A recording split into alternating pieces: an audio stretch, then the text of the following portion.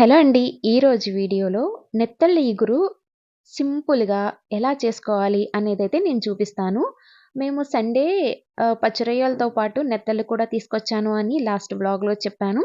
ఈ వ్లాగ్ అయితే ఇందులో నేను ఓన్లీ కర్రీ వాటిని ఎలా క్లీన్ చేసుకోవాలి, కర్రీ ఎలా చేయాలనేది చూపిస్తాను. చూడండి, నచ్చితే తప్పకుండా లైక్ చేయండి. అండ్ ఫస్ట్ అయితే మేము ఇవి తీసుకురాగానే ఇంకా ఎప్పుడు పెద్ద చేపలు తీసుకొచ్చుకుంటాం కదా! వాటికిలాగే ఇవి జస్ట్ ఇక పైపైన రుద్దేసేసి వాష్ చేసి కర్రీ వండుకోవచ్చు అన్నట్లు నేనైతే స్టార్ట్ చేసేసాను వాష్ చేద్దామని. తీరా ఓపెన్ చేసి కవర్ ఓపెన్ చేసి వీటిని గిన్నెలో వేసి చూసేటప్పటికి ఓన్లీ తలకాయ, తోక మాత్రమే తీశారు. ఈ లోపల పొట్ట క్లీన్ చేయలేదు.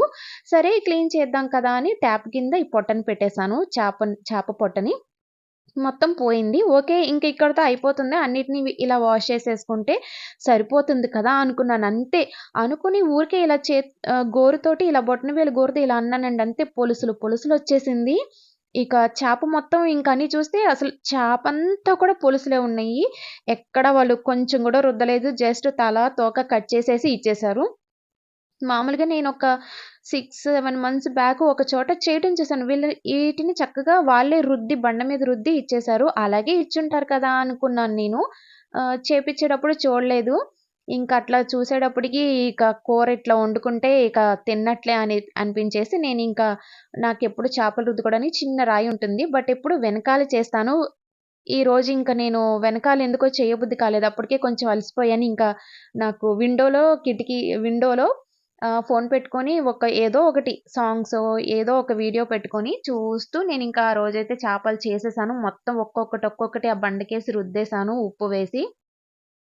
చాలా టైమే పట్టిందండి. దగ్గర దగ్గర ఒక గంట పట్టింది ఈ కేజీ చేపల్ని చేయడానికి.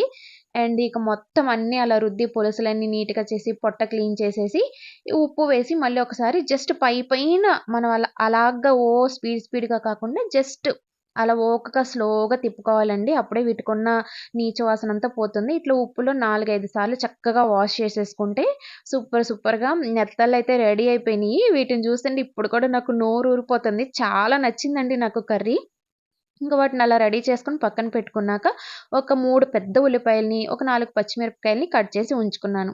స్టవ్ మీద ఒక మందపాటి గిన్నె పెట్టుకొని, దీనికి కొంచెం ఆయిల్ ఎక్కువే పడుతుంది. 4-5 టేబుల్ స్పూన్ల వరకు ఆయిల్ వేసుకోండి. ఆయిల్ హీట్ అయిన తర్వాత ఈ ఉల్లిపాయలు, పచ్చిమిరపకాయలు వేసేసి బాగా మగ్గనివ్వండి. నమ్మండి, కూర ఇలా చేసి చూడండి. చాలా బావుంటుంది. మీకు తప్పకుండా నచ్చుతుంది. నాకైతే పిచ్చగా నచ్చేసింది. ఎప్పుడో చిన్నప్పుడు అమ్మమ్మ చేసినప్పుడు తిన్నాను. తర్వాత మా అమ్మ ఎప్పుడూ చేయలేదు. అండ్ అత్తయ్య వాళ్ళు కూడా ఈ కర్రీ ఎప్పుడు చేసినట్లు నాకు గుర్తులేదు. నాకు తినాలనిపిచ్చి ఎప్పటినుంచో అడుగుతుంటే ఇక ఇప్పటికి తెచ్చుకున్నాను. ఇలా ఉప్పు, పసుపు కూడా కొంచెం వేసి మగ్గిన తరువాత ఒక 3 లవంగాలు, ఒక అర ఇంచు దాల్చిన చెక్క కూడా వేసుకొని బాగా ఉల్లిపాయల్ని మూత పెట్టుకొని సిమ్‌లో మంచిగా ఫ్రై అవ్వనివ్వండి. కూరకి మంచి ఫ్లేవర్‌నిస్తాయి.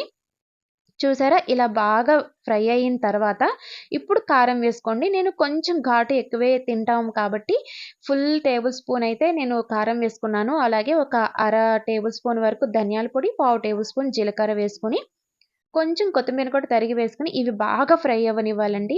మనకి మసాలా వాసనంతా బాగా వస్తుంది ఫ్రై అయ్యేంత వరకు ఉంచుకొని, ఇప్పుడు ఈ నీట్‌గా వాష్ చేసుకున్న ఈ నెత్తళ్ళను తీసుకొచ్చి ఈ మసాలాలో వేసేయండి. వేసిన తరువాత స్లోగా తిప్పుకోండి. ఇక్కడే మనం గరిటెతో తిప్పుతాం. ఇంక ముందు కర్రీనెక్కడ గరిటెతో తిప్పము. జస్ట్ ఇప్పుడే వేస్తాం కాబట్టి ఇరిగిపోవు. లేకపోతే చేప ముక్కలు కాదు, ఇంకది పేస్ట్ అయిపోతుంది. అందుకని జస్ట్ స్లోగా తిప్పుకోండి ప్రస్తుతానికి. అంటే ఈ మసాలా అంతా ఈ చేప ముక్కలకు పట్టేంత వరకు స్లోగా తిప్పుకొని, ఇంకా మొత్తం మూత పెట్టేసేసి, దీన్ని ఎంత వీలైతే అంత సిమ్‌లో పెట్టి ఒక 2-3 నిమిషాల వరకు మగ్గనివ్వండి. తర్వాత కొంచెం కొత్తిమీరను కూడా పైన వేసి మూత పెట్టేసి మగ్గనివ్వండి. మీకు కావాలి అంటే ఇక్కడ మసాలాతో పాటు కొంచెం అల్లం వెల్లుల్లి పేస్ట్ కూడా వేసుకోండి. నేనైతే అల్లం వెల్లుల్లి పేస్ట్ వేయడం మర్చిపోయాను ముందు మసాలాలు వేసేటప్పుడు. అందుకని ఇలా కొంచెం మగ్గిన తర్వాతయితే అల్లం వెల్లుల్లి పేస్ట్ వేసుకున్నాను. బట్ ఇప్పుడు వేసుకున్న, ముందు వేసుకున్న టేస్ట్‌లో అయితే డిఫరెన్స్ అంటూ ఏమి రాదు. ఇదిగో నేను చూపిస్తున్నట్లు వీడియోలో ఇలా చట్నీని 2 చేతులతో పట్టుకొని బాగా తిప్పండి. ఈ చేపలు ఒక 5 మినిట్స్ సిమ్‌లో మగ్గిపోయిన తర్వాత వీటికి ఒక 250 ఎంఎల్ వరకు వాటర్‌ని యాడ్ చేయండి. చాలా చాలా పొయ్యాల్సిన అవసరం లేదండి. 250 ఎంఎల్ నుంచి 200 ఎంఎల్ వరకు వాటర్‌ని పోసి బాగా మగ్గనివ్వండి మీడియం ఫ్లేమ్‌లో.